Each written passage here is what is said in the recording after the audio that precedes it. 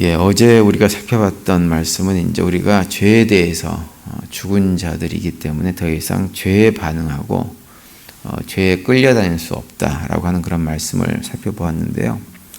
오늘 우리가 읽은 본문에는 우리가 죄뿐만 아니라 율법에 대해서도 죽은 자다 이렇게 말씀을 해주고 있습니다. 율법에 대해서 죽은 자라고 하는 말은 그 죄에 대해서 죽은 자와 마찬가지로 더 이상 우리가 율법에 이리저리 끌려다니는 삶을 살 필요가 없게 되었다고 하는 의미입니다. 그래서 그 이유에 대해서 오늘 보면 4절에 이렇게 말씀하고 있죠. 그러므로 내 형제들아 너희도 그리스도의 몸으로 말미암아 율법에 대하여 죽임을 당하였으니 이는 다른 이 곧 죽은 자 가운데 살아나신 이에게 가서 우리가 하나님을 위하여 열매를 맺게 하려 함이라 이렇게 말씀을 하고 있습니다. 우리가 더 이상 율법의 매인자가 아닌 이유는 무엇이냐면 율법에 대하여 우리도 죽었기 때문에 그렇습니다. 그런데 여기서 우리가 이제 율법에 대해서 죽임을 당했다고 표현하는 이 4절 말씀은 사실은 우리에 관한 말씀이 아니고요. 예수님에 관한 말씀입니다. 사실은 엄밀하게 얘기하면 우리는 죽은 적이 없죠. 사실은 지금도 좀 시퍼렇게 살아있는 모습이 참 많이 있습니다. 죽은 적이 별로 우리는 없어요. 그래서 그 율법의 굴레에서 벗어나기 위해서 우리가 한 것이 사실은 없습니다. 근데 우리 대신에 예수님께서 율법에 따라서 정죄를 받고 심판을 받고 십자가에서 죽임을 당하심으로 해가지고 우리의 모든 죄의 대가를 대신 감당하셨죠. 그 4절 앞부분에 이제 이렇게 말씀하는 거예요. 그러므로 내 형제들아 너희도 그리스도의 몸으로 말미암아 율법에 대하여 죽임을 당하였으니 이렇게 말씀을 합니다. 그러니까 우리가 우리 몸에 죽임을 당한 것이 아니라 우리 대신에 그리스도의 몸에 부어진 심판, 죽음 그것 때문에 우리는 죽지 않고 예수 그리스도의 죽음으로 인해서 우리가 대신 예수님께서 죽으심으로 율법에 대해서도 죽은 자처럼 이제는 된 것입니다. 그래서 우리가 늘 그 은혜를 잊지 말고 살아야 되죠. 그리고 그 은혜에 또 합당한 은혜를 갚는 것으로 합당한 삶을 우리가 살아야 됩니다.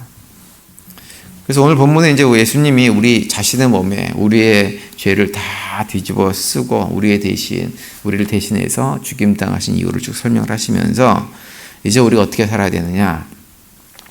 살아있는 이 몸을 가지고 더 이상 어떤 율법의 열매를 맺는 나를 위한 열매를 맺는 삶을 더 이상은 살지 말아야 된다 이렇게 말씀을 하고 있습니다. 그래서 이제는 나를 위해서 사는 것이 아니라 하나님의 기쁨이 되는 삶을 살아야 된다라고 말씀을 해주고 있어요. 그래서 4절 끝에 보시면 이렇게 얘기하죠. 이는 다른 이 곧 죽은 자 가운데 살아나신 이에게 가서 우리가 하나님을 위하여 열매를 맺게 하려 함이라 이렇게 말씀합니다. 여기서 하나님을 위해서 열매를 맺게 하려 함이라고 하는 표현은 뭐냐면 우리가 율법에 대해서 살아있을 때에는 우리가 맺고자 했던 모든 열매라고 하는 것이 바로 우리 자신을 위한 것이었다고 하는 것을 반증해 주고 있는 것입니다. 그러니까 우리가 율법을 붙들고 율법을 의지하고 율법에 따른 어떤 의로움을 자꾸 얻으려고 했던 것은 뭐냐면 그런 의로운 삶을 통해 가지고 하나님에게 기쁨이 되어지고 하나님을 기뻐하고 하나님께 정말로 순종하고 이런 목적이 아니라 그런 목적이 아니라 그 우리의 그 율법에 대한 열심은 다 누구 때문이냐면 나의 의를 세우기 위한 열심이었다고 하는 거예요.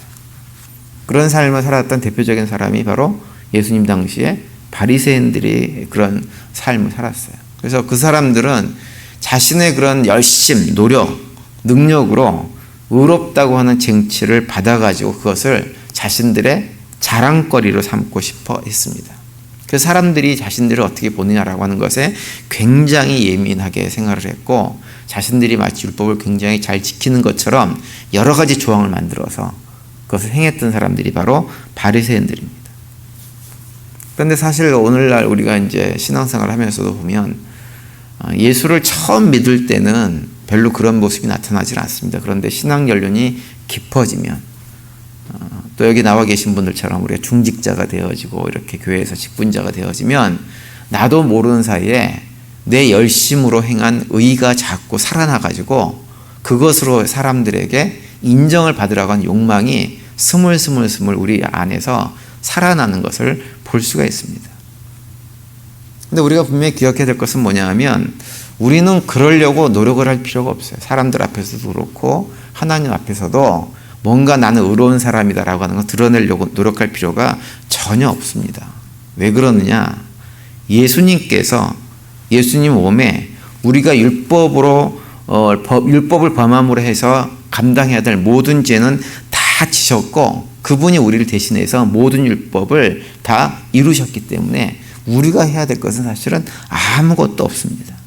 우리가 하나님 앞에 일부러 의롭다움을 인정받기 위해서 무엇인가를 열심히 노력할 필요가 전혀 없는 거예요. 그냥 우리가 해야 될 것은 무엇이냐? 우리를 위해서 모든 것을 다 행하신 예수 그리스도를 믿음으로 붙들고 살아가면 되는 것입니다. 그러면 하나님께서 우리를 그리스도 안에서 우리를 의롭다고 다 봐주십니다. 그래서 우리가 해야 될 것은 억지로 열심히 해가지고 의로워져 보려고 인정받아 보려고 하는 것이 아니라 그냥 무엇을 하든지 부족하고 연약하고 어떤 경우는 죄를 짓기도 하는 그런 모습이 있긴 하지만 그럼에도 불구하고 그런 상황 속에서도 예수 그리스도의 대속의 은혜들을 기억하고 그분이 우리를 위해서 대신 죽은 것을 기억하면서 기뻐하고 감사함으로 그냥 최선을 다하면 됩니다. 그렇게 믿음 생활하다가 쓰러지고 넘어질 때가 있죠. 그런데 주눅들 필요가 없어요. 왜냐하면 우리가 다 쓰러지고 넘어진 거 다 감안하셔가지고 예수님께서 그 모든 것들을 이미 다 감당하셨어요. 다 하나도 빼놓지 않고 다 감당하셨기 때문에 우리가 이 땅에서 행하는 그 모든 어떤 실수, 넘어짐보다 예수님께서 우리를 위해서 준비해 놓으신 은혜는 훨씬 더 커서 그 은혜가 모든 것들을 덮고도 남음이 있는 것입니다. 그래서 우리가 해야 될 것은 무엇이냐? 그 예수님께서 행하신 또 예수님을 통해서 행하신 하나님의 사랑과 은혜를 늘 기억하고 주님 바라보면서 넘어지면 일어나고 넘어지면 일어나고 그러면서 믿음의 길을 뚜벅뚜벅 걸어가는 것입니다. 힘들고 어려워도 그 길을 달려가면 됩니다. 그러면서 오늘 본문 5절에 보면 어떤 얘기를 또 해주고 있냐면 과거 우리가 죄에 대해서 죽지 않았을 때 우리가 어떻게 살았는지를 다시 한번 상기시켜 줍니다. 5절에 보시면 이렇게 말씀하고 있죠. 우리가 육신에 있을 때 율법으로 말미암아 죄의 정욕이 우리 주체 중에 역사하여 우리로 사망을 위하여 열매를 맺게 하였더니라고 말씀을 하고 있어요. 여기 보시면 율법으로 말미암아 죄의 정욕이라고 하는 표현이 나오는데요. 이것은 무엇을 말하느냐 하면 어제 말씀드렸나요? 지난 주일에 말씀드렸나요? 죄가 무엇인가를 우리가 명확하게 알고 있으면 이 문제가 그냥 이해가 되어집니다.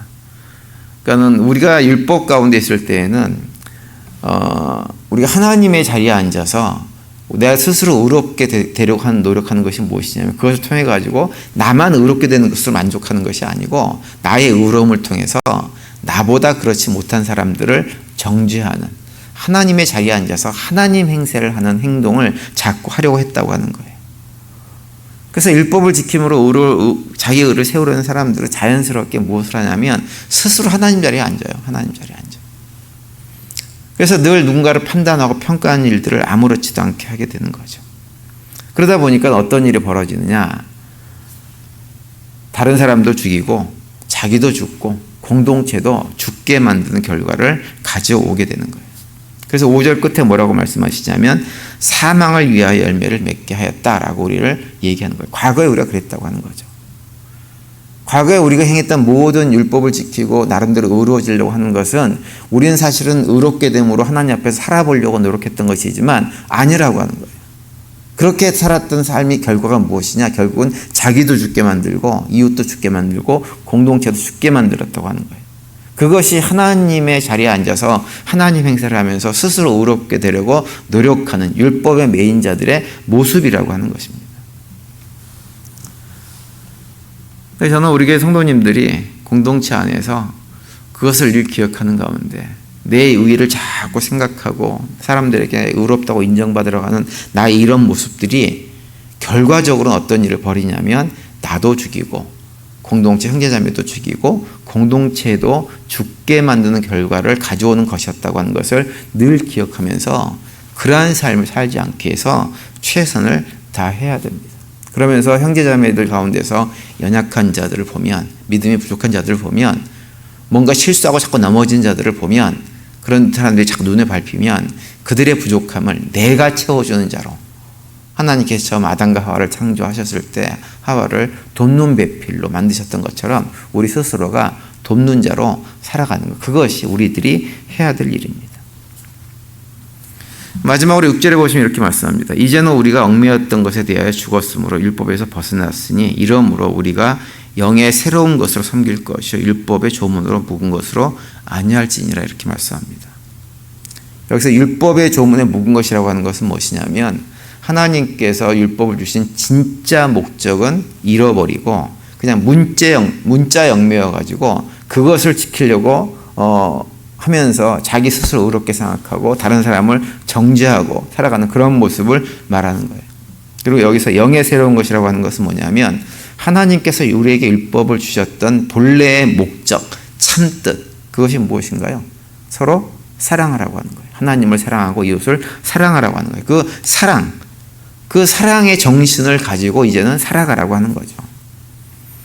그래서 우리가 사랑의 정신으로 살아간다고 하는 것은 어떤 것이냐면, 하나님을 사랑할 때 우리가 구체적으로 해야 될 것은 무엇이냐? 하나님의 말씀에 순종하고 살아가는 거예요. 그리고 이웃을 사랑할 때 우리의 구체적인 모습은 무엇이냐? 좀 전에 말씀드린 대로 이웃과 형제 자매들의 부족함이 보이면 그 부족함을 채워주는 자로 살아가는 것, 그것이 이웃사랑의 내용인 것입니다.